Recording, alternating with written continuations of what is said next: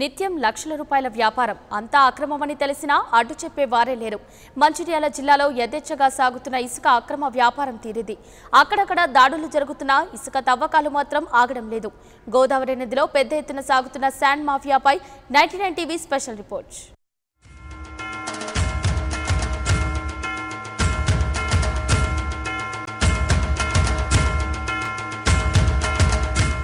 అధికార పార్టీ నేతలు అవినీతి అధికారుల అండదండలతో మంచిర్యాల జిల్లాలోని గోదావరి నదిలో యథేచ్ఛగా ఇసుక అక్రమ తవ్వకాలు సాగుతున్నాయి.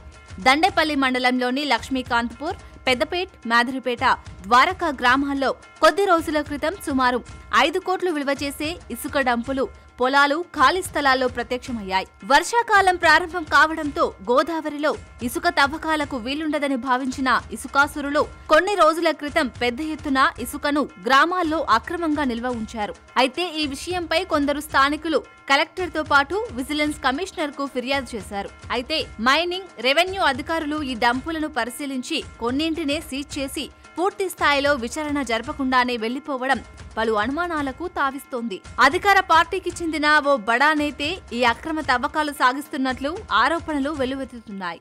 నూతనంగా ఏర్పడినటువంటి మంచిర్యాల జిల్లాలోని దండపల్లి మండలంలో అనేక గ్రామాలలో ఇసుక రవాణా, ఇసుకకు సంబంధించినటువంటి దొంగలకు సంబంధించినటువంటి వాళ్ళు రెవెన్యూ అధికారులను మేనేజ్ చేసి ఇవాళ పరిపాలన సౌలభ్యం కోసం ఏర్పడినటువంటి నూతన జిల్లాలలో అధికారులందరూ దగ్గరలో ఉన్నప్పటికీ కూడా ఈ రెవెన్యూ అధికారుల కనుసైగలనే ఇవాళ ఇసుక రవాణాలు జరుగుతూ ఉన్నాయి.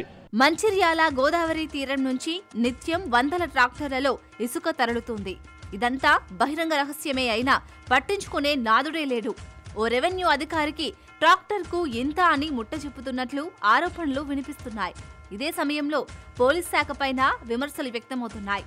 ఇక నిత్యం ట్రాక్టర్ల రాకపోకలతో తమ రోడ్లు పాడవుతున్నాయని గ్రామస్తులు గగ్గోలు పెడుతున్నా పట్టించుకునేవారే కరువయ్యారు.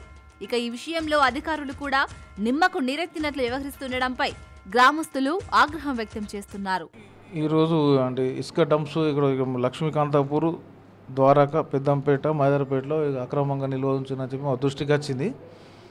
దాన్ని ఇప్పుడు మేము తక్షణమే మా గిరిదావరిని పట్టువారిని తోలి అది ఎవరు డంప్ చేసిండ్రు ఏందనేది ఎంక్వైరీ చేసి వారి మీద తగిన చర్య తీసుకోవడానికి ఇప్పుడు మా గిరిదావరిని పట్టువారిని తోలుతున్నాం. మోకాపైకి ఎవరిది ఏందని ఎంక్వైరీ చేసి తగిన చర్య తీసుకుంటాం.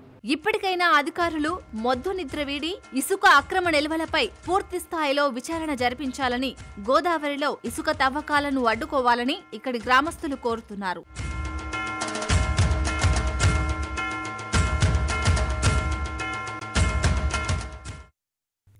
For more updates, please subscribe 99 TV Telugu.